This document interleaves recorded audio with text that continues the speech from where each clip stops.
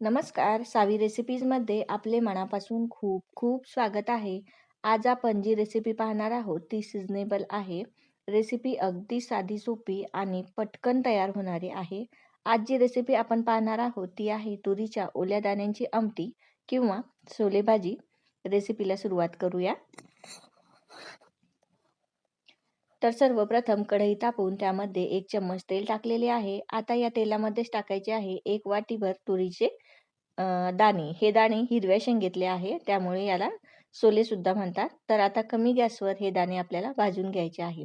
मोठ्या गॅसवर अजिबात भाजायचे नाही, कारण ते कडक होतात आणि ते व्यवस्थित बारीकही होत नाही. त्याची भाजी व्यवस्थित होत नाही. त्यामुळे कमी गॅसवरच हे दाणे भाजून घ्यायचे आहे. तर आता हे दाणे व्यवस्थित भाजलेले आहे ते एका प्लेटमध्ये थंडे करण्यासाठी ठेवूया.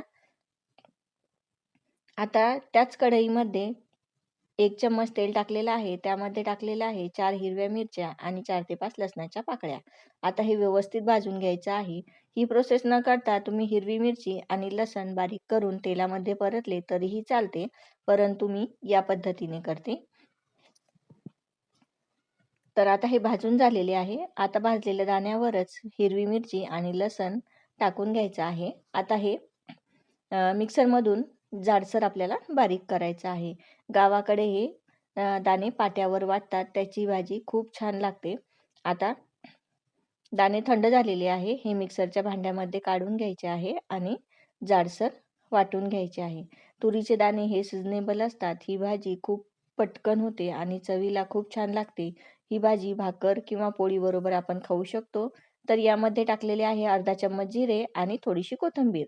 तर ही मिक्सरमधून आपण बारीक करून घेतलेले आहे. आता यात टाकलेले आहे 1 वाटीभर पाणी. कारण हे दाणे बारीक केले की ते कोरडे होतात. त्यामुळे वाटीभर पाणी टाकून परत एकदा हे मिक्सरला फिरवून घ्यायचं आहे. याची अशी जाडसर पेस्ट आपल्याला तयार करायची आहे. दाणे वाटताना खूप बारीक करायचं नाही, नाहीतर ती भाजी पिठाळ लागते आणि त्याची चवही व्यवस्थित लागत नाही. तर आता कढई गरम करून त्यामध्ये 3 चम्मच तेल टाकलेले आहे. तेल गरम झाले की त्यामध्ये टाकलेली आहे 1 चम्मच मोहरी. मोहरी छान तडतडली की त्यामध्ये टाकायचा आहे बारीक चिरलेला 1 कांदा. आता कांदा 1 मिनिटभर तेलामध्ये परतून घ्यायचा आहे आणि यातच टाकायचा आहे 1 बारीक चिरलेला टोमॅटो. तर टोमॅटो नरम होईपर्यंत हे तेलामध्ये परतून घ्यायचं आहे. तर तुम्ही बघू शकता टोमॅटो नरम झालेला आहे. आता या तेलामध्येच आपण टाकणार आहोत अर्धा चम्मच हळद आणि 4 ते 5 कढीपत्त्याची पाने. तर हे तेलामध्ये हळद व्यवस्थित झाली की यामध्ये जाडसर केलेली पेस्ट दाण्याची ती टाकून घ्यायची आहे.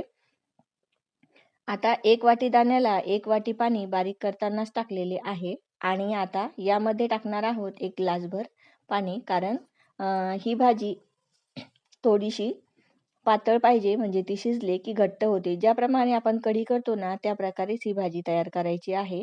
कारण शिजवून हे दाणे घट्ट होतात. आता 1 ग्लासभर पाणी मी यामध्ये टाकलेलं आहे. आता चवीनुसार मीठ टाकून 5 ते 6 मिनिटं याला उकळी आणायची आहे.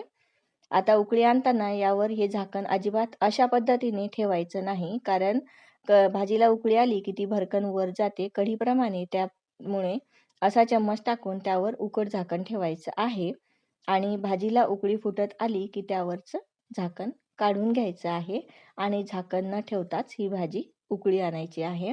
तर 5 ते 6 मिनिटं ही भाजी चांगली उकळू द्यायची आहे. भाजी करताना ती पाणी टाकल्याबरोबर पातळ दिसते, परंतु जसा वेळ जातो तशी शिजत आली की ती घट्ट होते.